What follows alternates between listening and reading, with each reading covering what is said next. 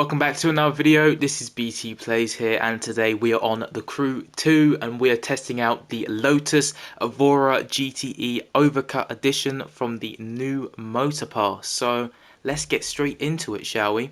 So the price of this vehicle, if it is part of the motorpass, is you need to buy the motorpass for 80,000 crew credits, or I think it's now 3 million crew bucks you can get it for. So let's see if this vehicle is worth roughly around, what, 35,000 crew credits, which I think equates to about 300,000 crew bucks. Let's see, shall we? So obviously the only things we can change are the livery and vanity items, and yeah, we're just gonna keep it as it is. I think we'll have a look at a few liveries actually, but it's not overly bad, this livery, for once. I do like the green elements of the well, it's a greeny, yellowy, lime green headlight thing that's going on, and then the green at the front as well, and on the sides at the back.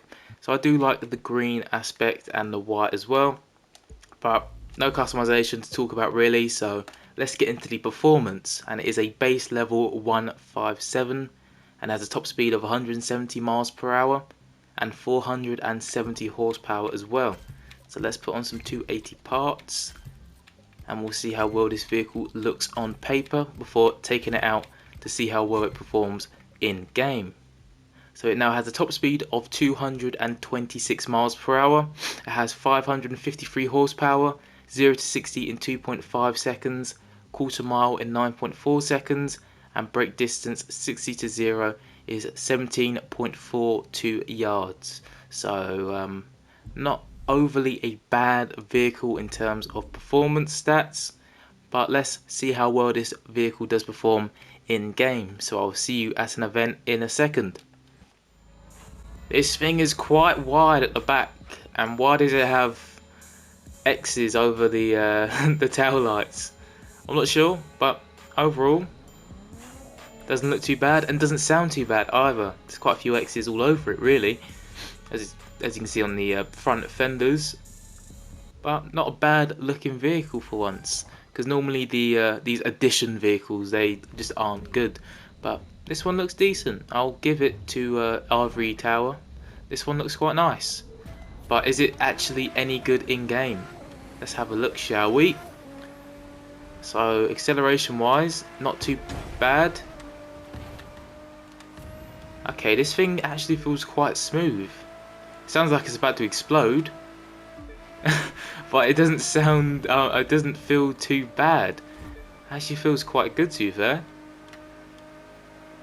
Yeah, I don't know why it sounds like this. It just doesn't sound healthy.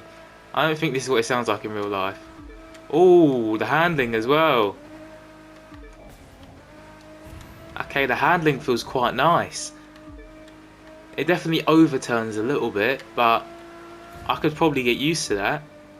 Everything else about the handling, pretty smooth. It literally feels like butter. High speed, no problem. Even though it is a wide turn, but still. Look at that. That is what I like to see. The brakes working, that is the handling well. That is what I like to see. It's quite fast as well.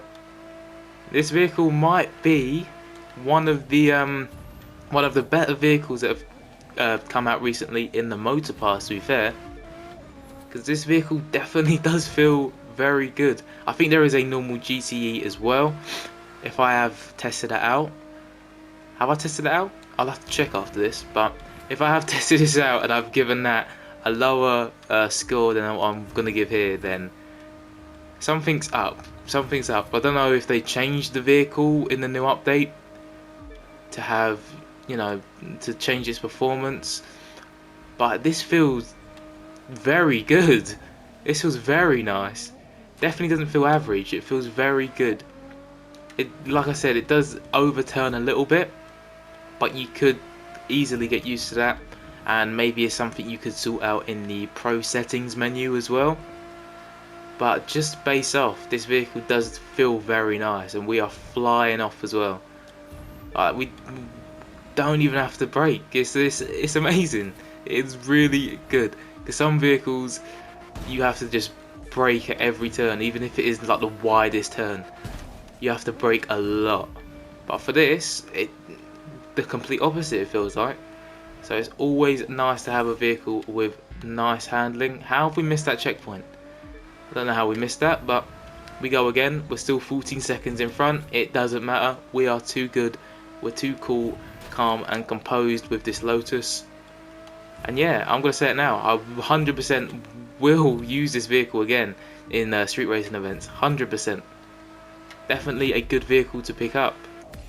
But I'm going to quickly check if I have tested out this vehicle, and I'll get to you with the reviews, because I've tested out too many vehicles, so I need to quickly check, but I'll be back in a sec. Right, I gave this vehicle a 7.9 out of 10 last time, without the addition stuff obviously, and I tested it out 3 weeks ago, so my memory's awful, but I gave it a 7.9 and I complained that the brakes were awful. I don't know if it was because of the event, or I was just really not having it that day. It was a really bad day for me. But this vehicle is the complete opposite today. I'm gonna give this vehicle right now an 8.6 out of 10. Obviously, customization brings it down, because if you could customize this thing, it would be much higher. It isn't perfect. Definitely, like I said, overturn a little bit. But an 8.6 is still very good. With customization, probably boost it up to about a 9.4. 9.3, 9.4. It's just little stuff like the overturn. That's really it that needs to be improved, but still a solid vehicle I would use again. And yeah, if you haven't got the motor pass, maybe pick it up just for this vehicle, and obviously all the other vehicles as well, and the customization and the other content that no one really cares about, but they only care about the vehicles. But yeah, maybe pick it up if you do have the crew bucks or the crew credits. But if you have used this vehicle, tell me what you think of it down below in the comment section. And while you're down there, don't forget to like and subscribe if you are new, and I'll see you in the next video.